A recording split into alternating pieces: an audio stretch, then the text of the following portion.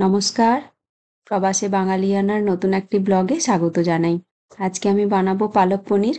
পনিরটা কেটে এই যে ভাজতে শুরু করে দিয়েছি, ভাজা হয়েই গেছে, এক্ষুনি নামিয়ে নেব। তারপরে আমি পালং শাকটাকে একটু ব্লাঞ্চ করব। জলটা আমি ওদিকে বসিয়ে দিয়েছি, আর এই যে একদম ছোট্ট কচি পালং শাক একদম।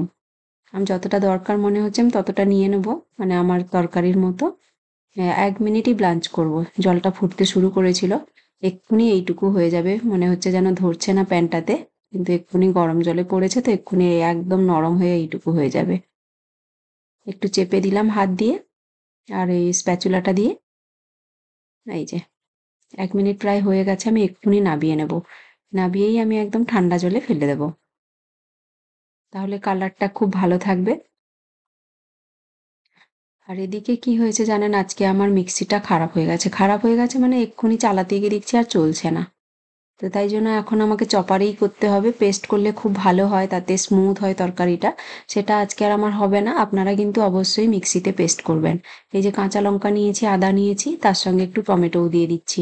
আমি আজকে নিরামিষ বানাচ্ছি, না হলে মানে পেঁয়াজ রসুনও দিতাম।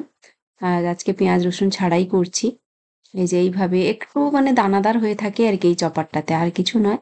হয়ে গেছে পেস্টের মতোই। পালং শাকটাও আমাকে এর মধ্যেই করতে হবে। কি জানি কেন ঘুরছেই না মিক্সিটা। এমনিতে কোনো প্রবলেম হচ্ছে না, কিন্তু মিক্সিটা চলছেই না, কোনো কারণে কিছু প্রবলেম হয়ে গেছে বোধহয়।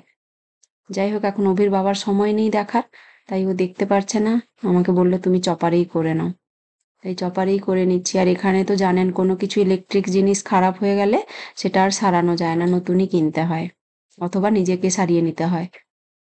যাই হোক, ওই যে পালং শাকটাও যাই হোক যেরকম করে হোক একটু পেস্টের মতো হয়ে গেছে, তবে একটু দানাদার হয়ে আছে। আর এদিকে একটু তেল দিয়ে তার মধ্যে আমি একটু হিং দিয়েছি, আর দিয়ে দিলাম জিরে। আপনারা চাইলে একটু বাটারও দিতে পারেন না এর তেলের সঙ্গে। আমি দিয়ে দিলাম হলুদ আর ধনে গুঁড়ো। জিরে আর দেবো না, কারণ জিরে ফোড়ন দিয়েছি। এরপরে দিয়ে দেবো টমেটো, আদা আর কাঁচা লঙ্কার পেস্ট। আপনারা অবশ্যই মিক্সিতে করে দেবেন, কারণ না হলে না কিরকম একটা দানাদার হয়ে থাকে তরকারিটা। হওয়ার পরে আমাদের তো খাওয়া দাওয়া হয়ে গেছে, একটু মানে ওই খসখসে ব্যাপারটা থাকে, একদম স্মুথও দেখতেও লাগছে না। আর এও নাহলে তরকারির টেস্ট খুব ভালো হয়েছিল, নিরামিষ যেরকম হয়। ওখানে ঝাল লঙ্কার গুঁড়ো দিলাম আর নুন দিলাম। পালং শাকের তরকারিতে খুব বেশি নুন কিন্তু লাগে না, একটু নুনেই হয়ে যায়। আমি দিয়েছি একটুই, যদি লাগে আবার পরে দেবো। আর দিয়ে দিলাম একটুখানি চিনি। মশলাটাও আমার সুন্দর ভাজা হয়ে গেছে, তেল ছেড়ে দিয়েছে, দেখতেই পাচ্ছেন। অনেকদিন থেকে করব করব করা হচ্ছে না। অভি ভীষণ ভালোবাসে পালক পনির, ওর জন্যই বানানো। ও পালং শাক এলেই বলবে হয় পালক পনির বানাও, না হলে পালং শাকের পরোটা করে দাও, আর না হলে ওই পালক চিলা। ওই 3টে জিনিস খেতে খুব ভালোবাসে পালং শাকের। এমনি পালং শাকের তরকারি কিন্তু আমার ছেলে একদম খায় না। মশলাটা ভাজা হয়ে যেতে ওই যে পালং শাকের পেস্টটাও দিয়ে দিয়েছি।